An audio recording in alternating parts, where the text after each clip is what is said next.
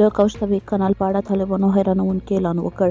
دا چې طالبانو داسې کوم اعلان کړی دی چې افغانان یې تصور هم نشي کولی. راځئ په دې اړه دغه ویډیو تر پایه وګورئ. دا چې د قوشتبې کانال لومړی فاز بشپړ شوی او د دویم فاز کارونه یې هم روان دي، نو په ورته وخت کې طالبانو د دغه کانال د ساتنې په اړه یو داسې غوره اقدام وکړ چې افغانان یې تصور هم نشي کولی او د طالبانو چارواکو ستاینه کوي. د راپورونو له مخې د عامه ساتنې ملي تصادۍ معینیت چې په هیواد کې د بندونو، ملي پروژو، ښوونیزو بنسټونو، بانکونو او تجارتي مرکزونو د ساتنې دنده لري، تازه د قوشتبې کانال د ساتنې په موخه ځانګړې ساتونکې قطعه رامنځته کړې ده. یاده قطعه به د عامه ساتنې ملي تصادۍ په چوکاټ کې کار وکړي چې د یاد معینیت له لورې د قوشتبې کانال د ساتنې په موخه په ټولو اړینو نظامي تجهیزاتو او وسایلو سمبال شوې ده.